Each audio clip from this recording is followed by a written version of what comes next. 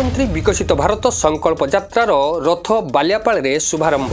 बालेश्वर जिला Baliapal block Vishnupur Baliapal bus stand Madhupura panchayat Simulia market देवला पंचायतर office आगे बालियापाल बीडीओ विनोद चंद्र पंडा सभापतित्व में पंचायतर सरपंच पीओ एवं जीआरएस को परिचालन में प्रधानमंत्री विकसित भारत संकल्प यात्रार रथ पंचायत में परिक्रमा कलापर एक सभा अनुष्ठित होता। अन्यमानंक मध्यरे समाजसेवी अरविंद बेहेरा बालियापाल ब्लॉक सांसदों प्रतिनिधि महेश्वर जेना लक्ष्मीधर प्रधान कमल लोचन दत्त मनमथ नायक गौरव अंडिया आदिकंद महांती निमाई चरण दास अंजन कुमार गिरी प्रदीप सिंह गजेन्द्र जेना सत्यरंजन मंडल अक्षय पात्र परशुराम साहू मधुसूदन जेना समेत बहु समाजसेवी अवसरप्राप्त शिक्षक आशाकर्मी अंगनवाड़ी कर्मी एसएचजी ग्रुप सदस्य आदि उपस्थित रही जो हिताधिकारी मानक सह जनहितकर योजनार वंचित अछंती सेमाने प्रधानमंत्री उद्देश्य दरखास्त देथिबा देखिबाकू मिलिथिला।